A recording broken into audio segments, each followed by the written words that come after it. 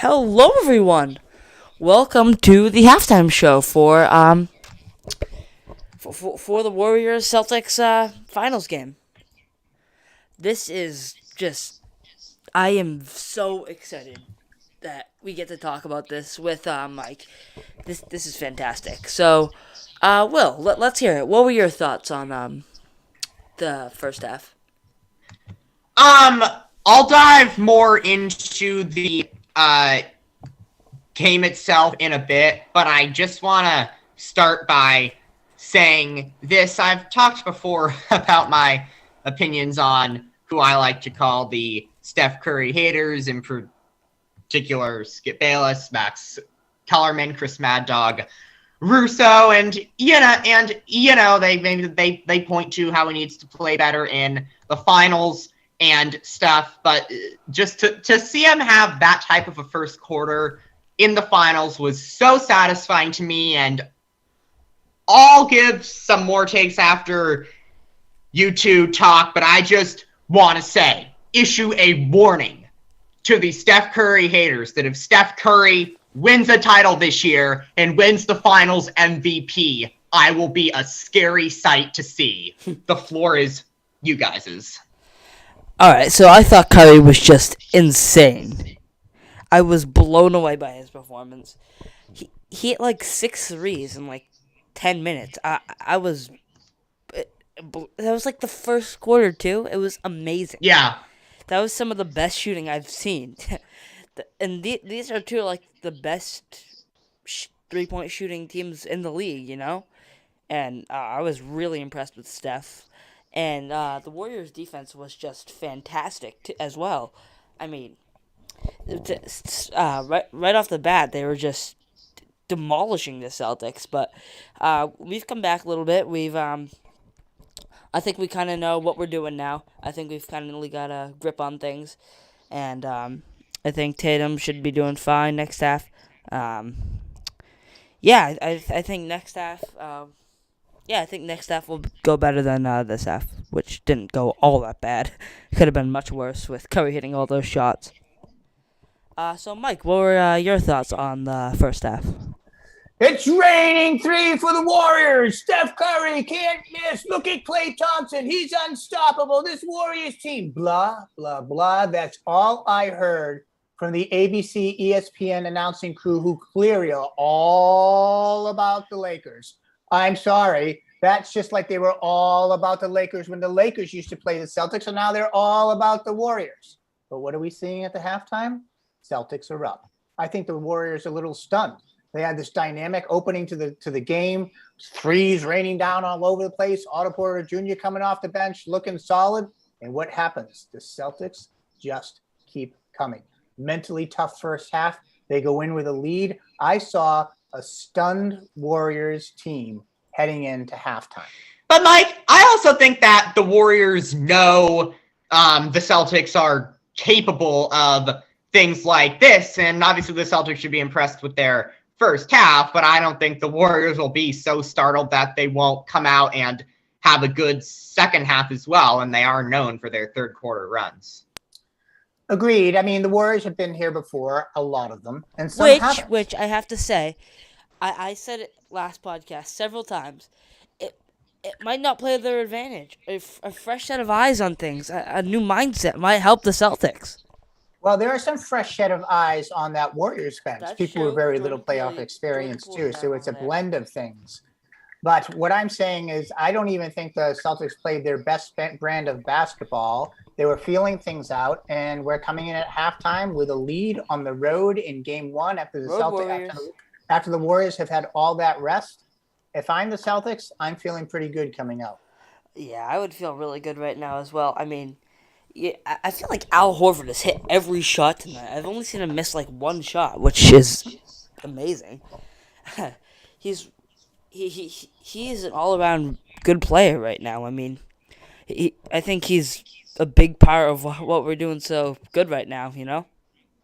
Well, I thought DJ looked good. He was out there dishing assists, grabbing the boards. When Max came in off the bench, he looked good. Obviously, McHale's unstoppable down low. I love the rainbow jumpers from Robert Parrish and Bird leading the way. So I'm happy to have a halftime lead with our team.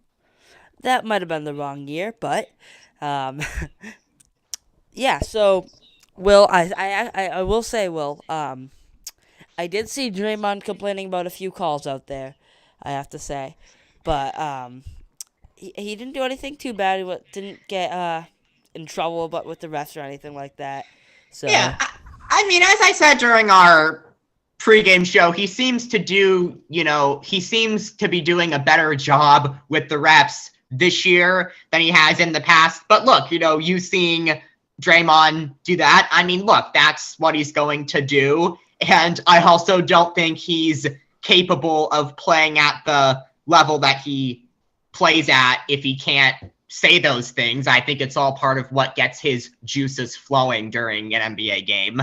yeah, and I know Curry wasn't happy with that offensive foul call against Marcus Smart. I saw him complaining to the refs about that, which was fair. I mean, it is a finals game, and you don't want to be as strict as normal. But I'm fine with it as a Celtics fan. But Yeah. I do see where Curry was coming from on that one. Yeah.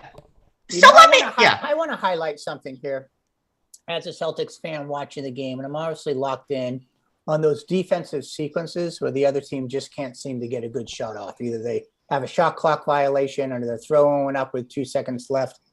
And yet I saw similar things from the Warriors. We cannot forget that they had the number 2 ranked defense in the league. And there was a lot of highlights on the Celtics' strength on the defensive end, and it has been epic and historic the second half of the season and into the playoffs. But there were sequences out there where the Celtics really struggled to get a clean look. And that's just another example. There's depth and talent on the defensive side of the ball on the Warriors. I just think these are two equally matched teams. I'm sensing this series is going 7. And the first half kind of highlighted, punch, counter punch, punch, counter punch. And I'll be really intrigued. I think the team that owns the third quarter is going to own the game. I'll be intrigued to see what comes out, how the teams come out, what adjustments are made at the half. Yeah, I'll be interested to see that as well. I mean, we're all obviously going to change things up. Ime Udoka has something up his sleeve. I know it. But yeah, I think Derek White has been playing great. Our bench has been doing fantastic. Even Tice had a nice 3-pointer out there. Yeah, Tice reintroduced to the lineup after he just rode the bench in most of the Heat series. Yeah. Well, with Horford and Williams out there, I feel like there wasn't much need for Tice. But yeah, I think he's a solid player.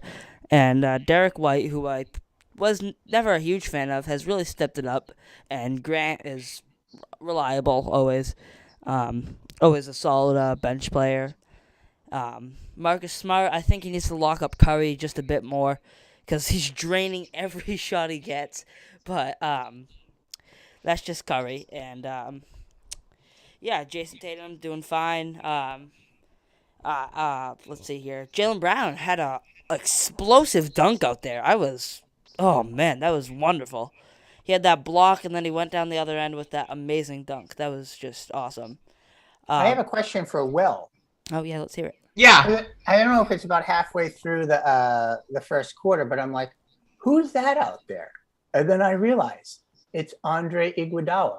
Yeah. What kind of lift do you think that gave the Warriors team having on Iguodala back there and out on the court? I think it was a big lift just because obviously he's a vet who has been there before, and I just assume he's just such a calming presence to the younger guys on the floor, and even probably to the Warriors veterans like an Otto Porter Jr. who haven't been in the finals before. So I just think he's a calming presence on the court. And I read a fantastic piece the other day from in the San Francisco Chronicle about how even though he's been dealing with injuries this year, Iggy has been like an assistant coach for the Warriors. So I also think the instructions that he'd be giving on the court are a big lift too. So I just think calming presence on the floor whenever he's out there, even if he's past his prime.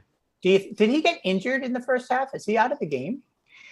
I didn't hear about him being out of the game, but he clearly fell to the floor, and I don't think I saw him after that. But look, like, I wasn't really thinking of him as a part of the team, but now hearing about, what he's doing from a coaching standpoint, I think even if he is out for the rest of this series, I think he'll be giving input on the sidelines. That could be a big help to the Golden State Warriors. And sometimes that's what you really need from a veteran player like him. Absolutely. So let me ask you to this, because I do agree it's very impressive that the Celtics are up by 2, considering Steph Curry's 21-point first quarter and the Warriors rating threes. Do you two think that as a Warriors fan I should be scared, or I should just see what happens? No. I don't think you should be scared at all. I think it'll be a close game all the way through, to be honest with you. I think there's a good chance of both sides winning, But yeah. I'll be honest, I wouldn't be surprised if every game this finals is a close game. I just think you've got 2 great defensive teams and 2 teams with dynamic offensive players as well. So it honestly wouldn't shock me if it was close games for this entire series. Well, you guys are up right now, 59-56. So I think that will bring an end to our halftime show. This has been awesome. Thanks, guys. Yeah. Thanks for having me on, guys. Really, we'll have to rally back for opening of the next game just to recap everything that went on tonight. Just wanted to again point out, I was so impressed with Quinn Buckner's contributions off the bench and Scott Wedman. The bench is so deep for the Celtics this year, but I can't say enough even about the underrated Danny Ainge and what he did coming out at the beginning of the game. So just really excited. I thought Casey did some masterful job coaching on the sidelines, and just excited to see where things head in the second. Yeah, it's been great having you, Mike. This was fantastic. We will see you guys next game on Sunday. Goodbye.